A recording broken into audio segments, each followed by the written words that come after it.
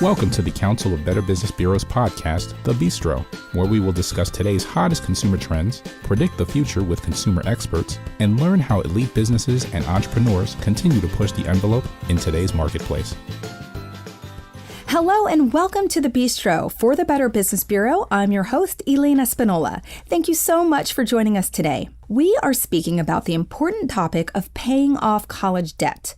Whether you're still in school or just landed your first job, you can navigate the ins and outs of managing your money for a bright financial future. Here to share tips on the subject is Heather Evans, a Senior Vice President of Wealth Management and the Wealth Management Advisor with Merrill Lynch. Welcome to The Bistro, Heather. It's great to speak with you today. Thank you, Elaine. It's great to be here. Thank you. Thank you so much. So first of all, there is good debt and there's bad debt. Help us understand the difference and what does college debt fall under? Well, good debt can have tax-deductible interest and low interest rate. Bad debt, no tax deduction, and the interest rate is high. Student loans fall in between. The interest rate can be lower, but it may be higher. We have to take a look at what your debt actually is.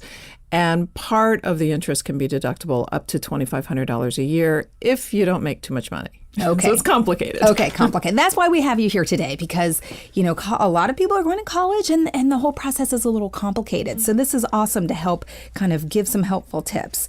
So what are some of the important terms to know when taking out a college loan? Well, first of all, FAFSA, F-A-F-S-A, that's the federal student loan form that most schools and states ask for. And that's free to fill out. So you can have other things that cost money to do. What's your principal amount? What's the interest rate? Whether it's a subsidized or unsubsidized loan. And there are different types of loans like Perkins loans, PLUS loans. And you can also get private student loans. A lot of terminology. Okay, so someone should really familiarize with some of these terms as they're looking into, college Exactly. loans. Okay. And we actually have a resource called bettermoneyhabits.bankofamerica.com. Mm-hmm. All free. We partnered with Khan Academy. And there are lots of educational, both videos, and you can get the transcripts that'll help you understand all of these terms. Wonderful. Free resources are awesome. So I hope people go to that website. So what are some terms you should know when you repay your student loans? Well, who's your loan servicer? That's whoever you have to make the payments to. Is there a grace period? What type of repayment plan do you have? Is it based on interest or an extended repayment plan? Consolidation, can you consolidate your loans? Delinquency and default, we don't want to go there. We really want to avoid that. And your credit score. There's also forbearance and other deferment possibilities. Okay, so it's important that as you're considering college, you understand the terms when taking out your loan. You're understanding some of the terms and what they mean when you go to repay your loan. It's important to know all of this stuff. And the resource, like you just mentioned, is a great place to educate yourself. Okay, so, nearly every U.S. college and university uses one financial aid form. What are the key things you know before you fill it out? Well, you're going to need your tax return if you have one, and your parents'. Particularly this year, they're using the 2015 tax return. So you need to have that information readily available. I would go online and look at the form first so that you have an idea of what the questions are and enlist your parents' help in sitting down and filling out that form. What schools do you want to apply to? You're going to list those schools because they'll send the information directly to those schools for you. Oh, wonderful. So they will you fill out the form and they send it out to the schools for you. Excellent. And you don't have to apply to the school first. You fill out the form first. Oh, okay, to see if you would qualify there. Yes. Okay, wonderful. So once you do take out a college loan, what are some of the strategies you recommend to help manage student loans efficiently? Try to minimize the amount of the loan amount. So if you have any other kind of tuition assistance through an employer, or create a plan to pay it back in 3 to 5 years. Try not to stretch it out. The longer you go, and they can go up to 25 years, will really increase the expense to you in interest costs over the years. So a shorter term prepayment plan is critical. And pay off high interest debt first. You might have multiple loans. Pay the highest one down as quickly as you can. That's great advice. Now, what if someone does have a longer term, but you come into some money, you have some bonuses? I'm assuming that you can go ahead and put them and pay towards making your time amount shorter. Is that right? Absolutely. Absolutely. Most of the loans average 10 years. They can go longer than that. But you can go on, there are calculators online, go on and see, well, if I paid an extra $200 a month, how much shorter will my loan be?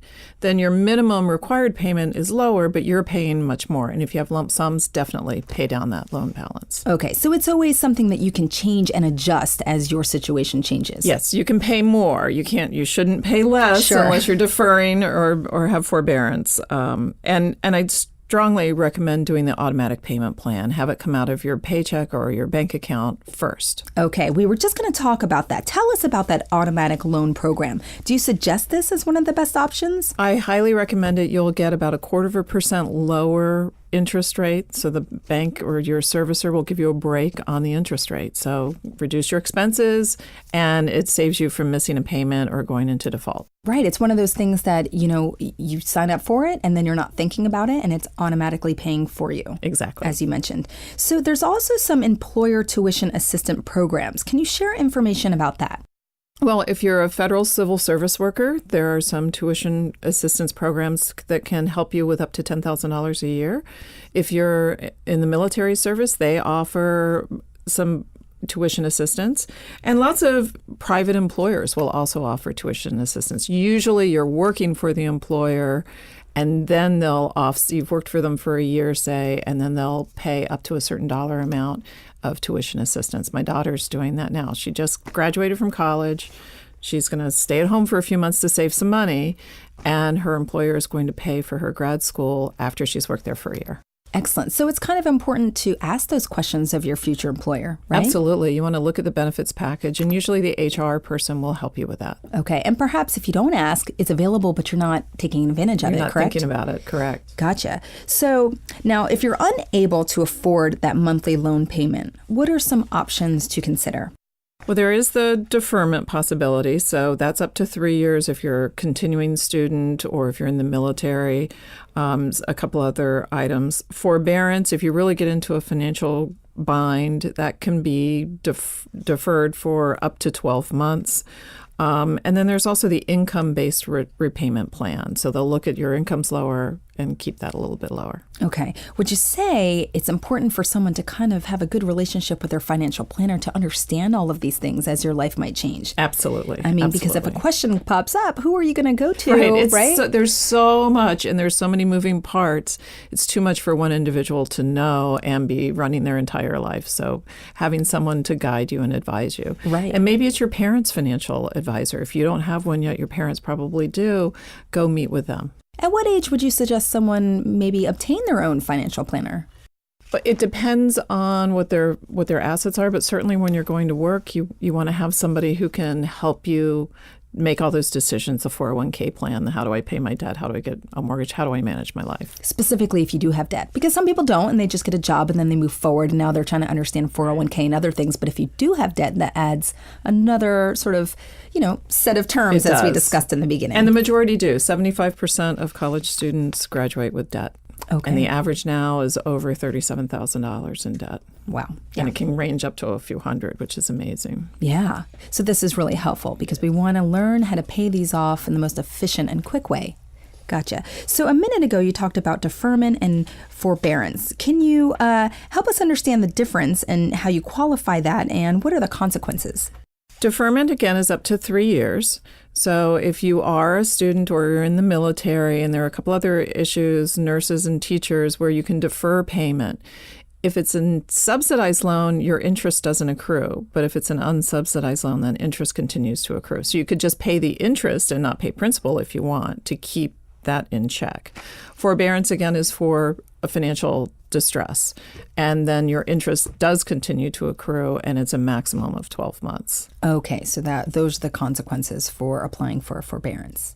Yeah, and the consequences, those are the consequences. But if you don't do it, if you just miss your payments and you go into default, your loan can come due right away, and your wages can be garnished, and it's really negative, and it will hurt your credit rating Gotcha. So something, again, someone else should really educate themselves about as they are paying off their college loan. So, thank you for sharing all of this great information. What would you say are your top 3 tips? We talked about a lot of stuff, and of course it's complicated and it's definitely advised for someone to speak with a financial planner. But just your overall top 3 tips for paying off college loan. First of all, minimize the debt in the first place. Try to keep that loan balance low. If that means working during school or living at home, asking for assistance, do that. Secondly, live cheap now. So you've graduated. Don't go out and get the grand apartment or townhouse.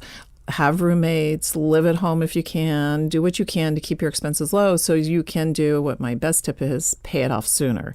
Pay more every month than you are required to and get that loan paid off sooner. That'll minimize your interest expenses. And a few years out, you'll be thrilled not to have that debt. Sure. Okay. And are there any kind of tips that you say that you would say that people should kind of be warned about, as you're paying off your college loans? If you aren't as educated, are there some things that people are doing or might do that they should kind of be aware of?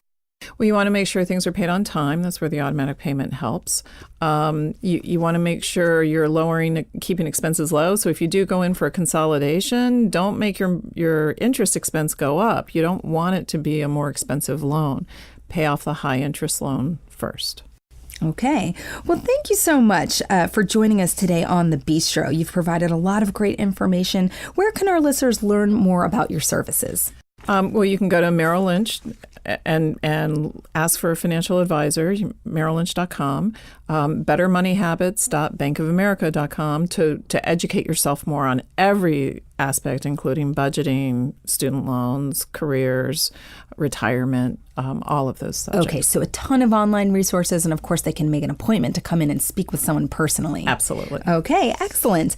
Thank you so much, Heather, for joining us today. This has been really, really helpful. We hope that people go to that website and check out that information. We really appreciate you being here. Thank you, Elaine. It was great to be here. Sure. So the Better Business Bureau is deeply committed to building and advancing a better marketplace, a trusted marketplace for all, because trust always matters. For the Better Business Bureau and as your host of The Bistro, I'm Elaine Espinola, and I thank you for listening. I encourage you to give us your feedback on this episode. And until next time, it's been my pleasure discussing better business with you. You just enjoyed the Bistro podcast. Be sure to tune in next month for a brand new episode. To learn more about our other shows, visit betterbusiness.blueberry.com. That's betterbusiness.blueberry.com and subscribe. The thoughts and opinions expressed on this podcast are the views and opinions of the guests, not those of the Better Business Bureau, Council of Better Business Bureau, or program affiliates. This podcast is for information and educational purposes only and is copyrighted with all rights reserved. This podcast is protected by Blueberry's Terms of Service.